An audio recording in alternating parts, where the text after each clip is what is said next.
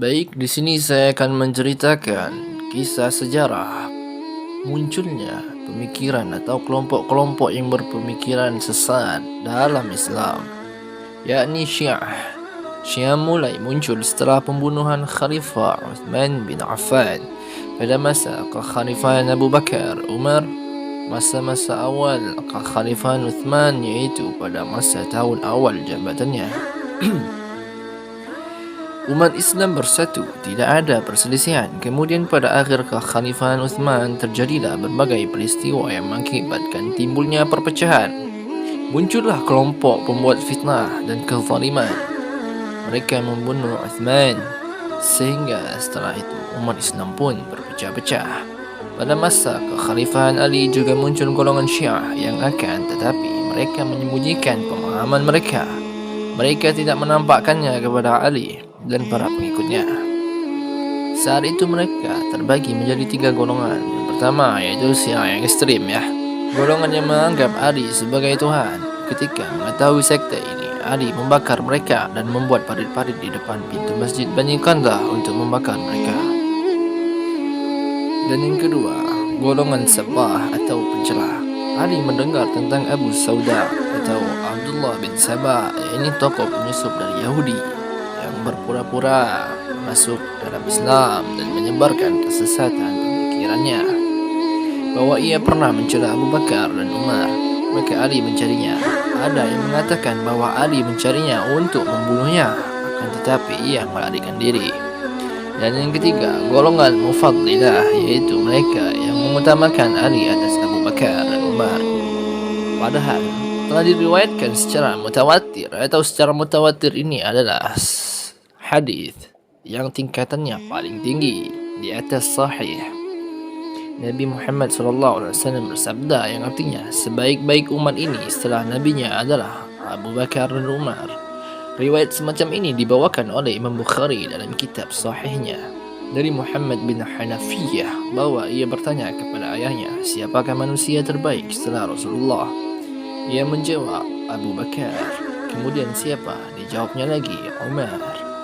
Dalam sejarah Syiah, mereka terpecah menjadi 5 sekte yang utama, yaitu Kaisaniyah, Imamiyah atau Rafidah, dan Zaidiyah atau Qullah, dan Islamiyah. Dari kelima sekte tersebut lahir sekian banyak cabang-cabang sekte lainnya.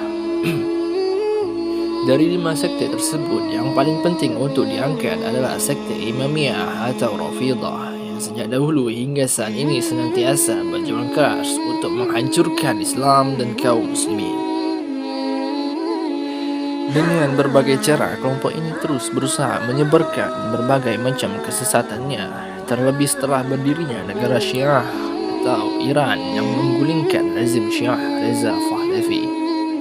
Rafidah menurut bahasa bermakna meninggalkan, sedangkan dalam terminologi syariat bermakna mereka yang menolak kepemimpinan Abu Bakar dan Umar. Setelah diri dari keduanya, mencela lagi menghina para sahabat Nabi. Abdullah bin Ahmad bin Hanbal berkata, aku telah bertanya kepada ayahku, siapa Rafidah itu? Maka beliau menjawab, mereka adalah orang-orang yang mencela Abu Bakar dan Umar. Dalam kitab As-Sarimul Maslul 'ala Syatimir Rasul, halaman 567, Syekhul Islam Ibn Taimiyah. Sebutan Rafidah ini erat kaitannya dengan Zaid bin Ali bin Husain bin Ali bin Abu Talib dan para pengikutnya ketika memberontak kepada Hisham bin Abdul Malik bin Marwan di tahun 121 Hijriah. Dalam kitab Bazlul Majhud, Syekhul Abu Hasan Al-Asy'ari berkata, atau Imam Abu Hasan Al-Asy'ari atau pemimpinnya Asy'ariyah, tak kala Zaid bin Ali muncul di Kufah, di tengah-tengah para pengikut yang membaiatnya, ia mendengar dari sebagian mereka celaan terhadap Abu Bakar dan Umar. Ia pun mengingkarinya hingga akhirnya mereka, para pengikutnya, meninggalkannya. Maka beliau pun mengatakan kepada mereka, Wafadtumuni, yang artinya kalian tinggalkan aku. Dikatakan bahwa penamaan mereka dengan Rafidah dikarenakan perkataan Zaid kepada mereka, atau Rafadtumuni dari kalimat Rafadtumuni dalam kitab Maqalatul Islamiyah. Demikian pula yang dikatakan oleh Syekhul Islam Ibn Taimiyah dalam Majmu' Fatawa. Pencetus faham Syiah ini adalah seorang Yahudi dari negeri Yaman atau San'a yang bernama Abdullah bin Saba' al-Himyari yang menampakkan keislaman di masa kekhalifahan Utsman ibn Affan. Abdullah bin Saba mengenalkan ajarannya secara terang-terangan. Ia kemudian mengalang masa, mengumumkan bahawa kepemimpinan atau imamah sesudah Nabi Muhammad seharusnya jatuh ke tangan Ali bin Abi Thalib kerana petunjuk Nabi Muhammad SAW menurut persangkaan mereka. Menurut Abdullah bin Saba, Khalifah Abu Bakar, Umar bin Uthman telah mengambil alih kedudukan tersebut dalam Majmu' Fatawa. Abdullah bin Saba menampakkan sikap ekstrim di dalam memuliakan Ali dengan suatu slogan bahawa Ali yang berhak menjadi imam atau khalifah dan ia adalah seorang yang maksum, terjaga dari segala dosa. Keyakinan itu berkembang terus-menerus dari waktu ke waktu sampai kepada menuhankan Ali bin Abi Thalib. Ali yang mengetahui sikap berlebihan tersebut kemudian memerangi bahkan membakar mereka yang tidak mau bertaubat. Sebagian dari mereka melarikan diri. Abdullah bin Saba, sang pendiri agama Syiah ini termasuk bukan Islam ya, bukan termasuk Islam atau orang yang menyusup dalam Islam, pemikiran yang sesat, adalah Abdullah bin Saba, sang pendiri agama Syiah ini adalah orang agen Yahudi yang penuh makar lagi buruk. Ia disusupkan di tengah-tengah umat Islam oleh orang-orang Yahudi untuk merusak tatanan agama dan masyarakat Muslim. Awal kemunculannya adalah akhir masa kepemimpinan Khalifah Utsman ibn Affan, kemudian berlanjut di masa kepemimpinan Khalifah Ali bin Abi Thalib.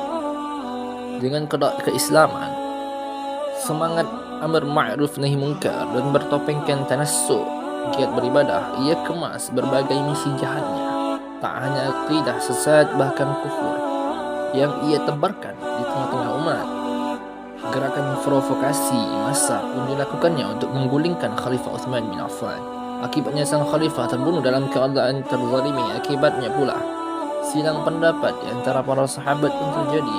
Lihat Minhajus Sunnah karya Syekhul Islam Ibn Taimiyah, Syarhul Aqidah At-Tahawiyah Ibn Abil Izz halaman 490, dan kitab At-Tauhid karya Syekh Shalih bin Fauzan halaman 123.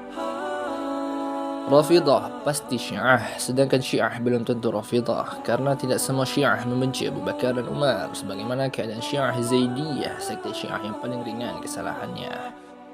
Disusun dari berbagai sumber, di antaranya kitab Al-Furqan Bainal Al-Haq wal Batil, tulisan Syekhul Islam Ibn Taimiyah, jurusan Bahasa Indonesia, membedah firqah sesat, atau penerbit Al-Qawam. Sekian, terima kasih.